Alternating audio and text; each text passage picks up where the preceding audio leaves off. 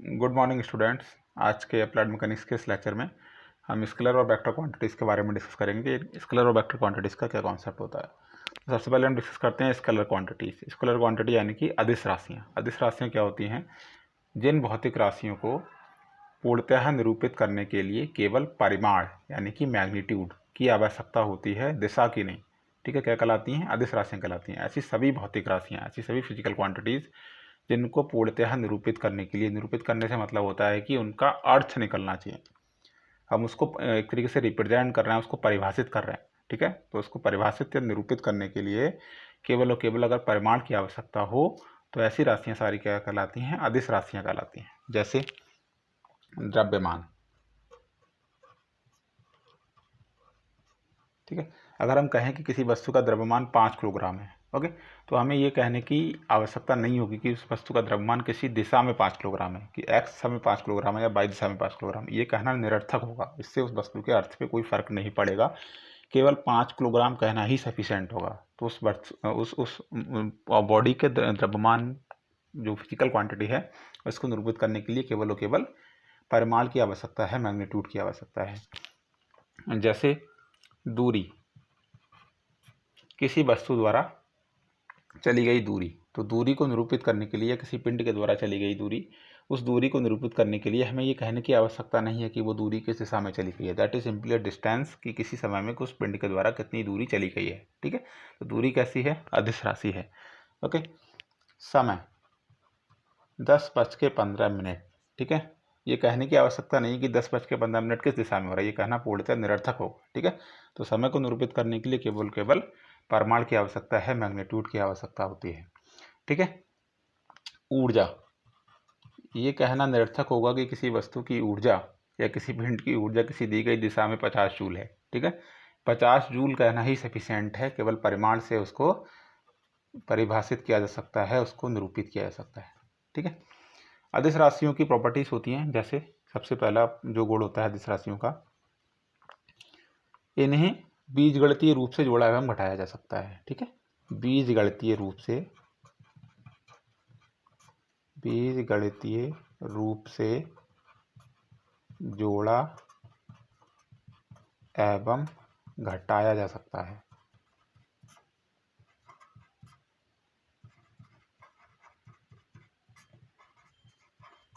क्या मतलब हुआ?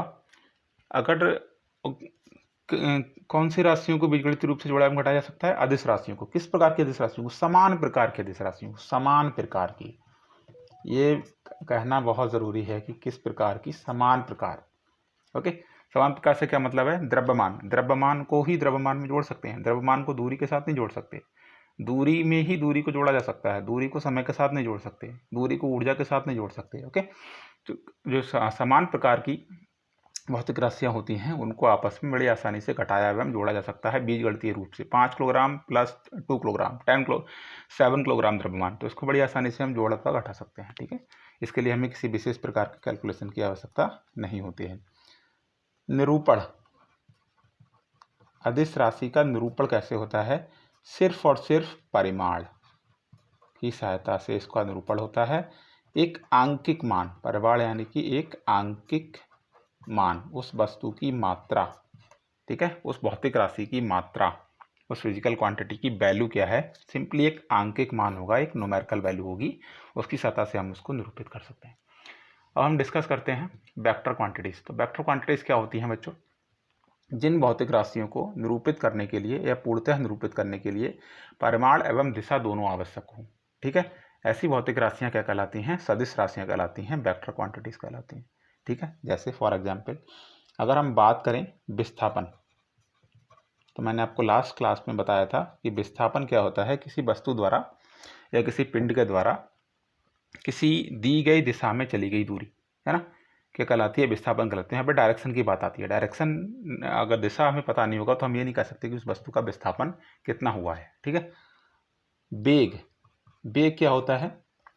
किसी वस्तु द्वारा दिए गए समय में या एकांक समय में कितना विस्थापन उस वस्तु का हुआ है, उसकी दर क्या कहलाती है? विस्थापन की दर क्या कहलाती है? वेग कहलाती है। तो वेग भी कैसी राशि होगी? एक सदिश राशि होगी।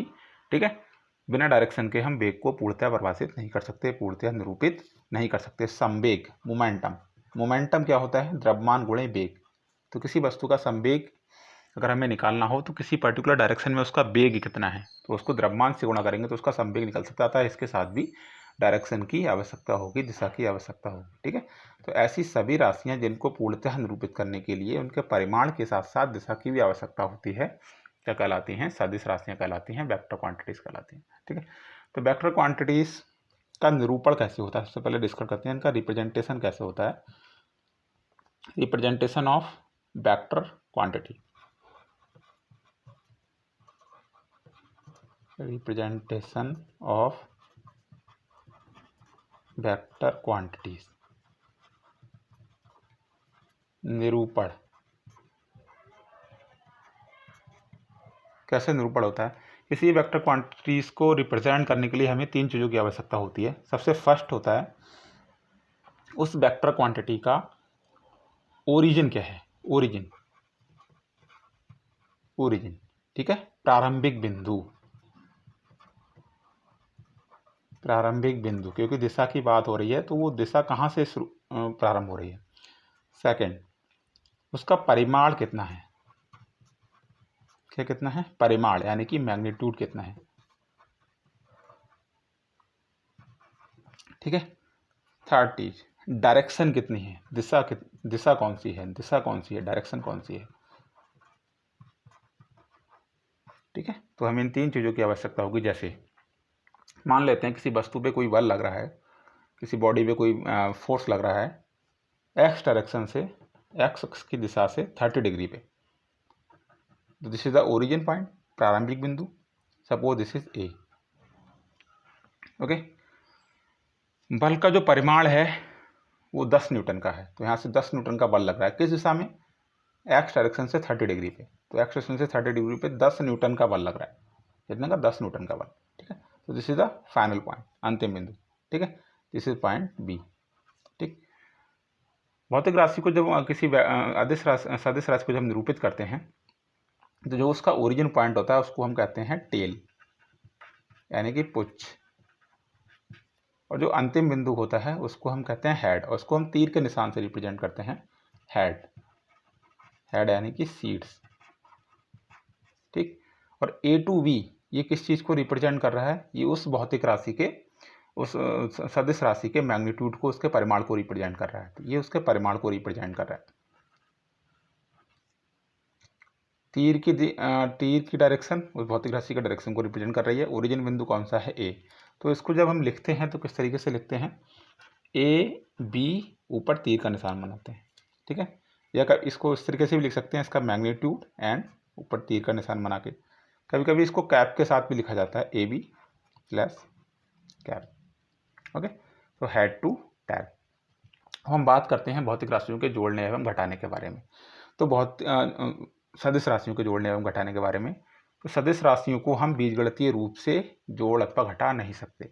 ठीक है, तो क्या कर सकते हैं, इनके लिए हम ज्यामितीय रूप से जोड़ते अथवा घटाते हैं।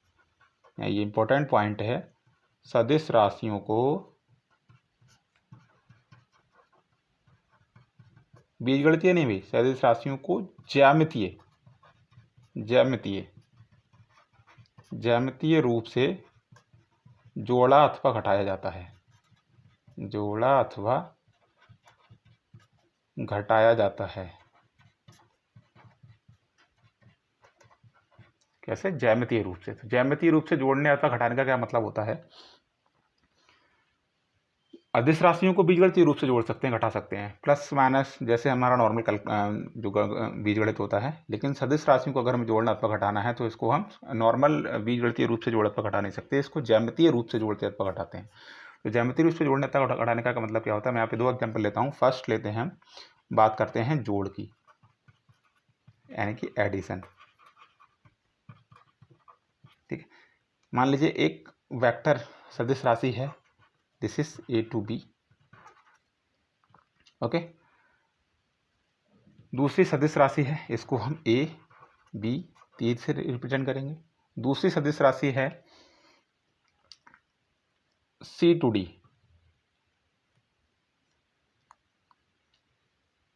इन this direction, C to D. अगर हमें इन वेक्टर दोनों राशियों को जोड़ना है तो हम इसको कैसे जोड़ सकते हैं, त्रिभुज के नियम से, ठीक है, ज्यामितीय रूप से, ट्रायंगुलर लॉ ऑफ एडिशन का यूज करके। कैसे? सबसे पहले हम वेक्टर जो ए बी है इसको हम एक त्रिभुज की भुजा से रिप्रेजेंट करेंगे। सो दिस इज, मैंने यहाँ पे इसको रिप्रेजेंट किया। डायरेक्शन को सेम रखना है, मैग्नीट्यूड को सेम रखना है, तो this is A to B.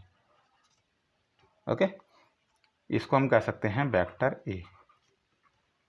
So this is vector A. Vector B जो दूसरा वेक्टर है सी टू डी, इसको कहाँ से स्टार्ट करेंगे? जो पहला वेक्टर था उसके हेड से। तो दूसरा वाला जो वेक्टर है उसका जो पुच्छ होगा वो वेक्टर ए जो है पहला वाला वेक्टर जिसमें हमें जोड़ना है उसके शीर्ष से स्टार्ट होगा, ठीक है। डायरेक्शन और मैग्नीट्यूड को सेम रखना है, तो इसी डायरेक्शन में, तो उसी दिशा में, इन द सेम डायरेक्शन, ठीक है। क्या करना है? मैग्नीट्यूड को सेम रखना है और डायरेक्शन को सेम रखना है, ठीक है। So this is vector B, suppose this is vector B. Okay, तो ये हमारा कौन सा हो गया? वेक्टर बी हो गया।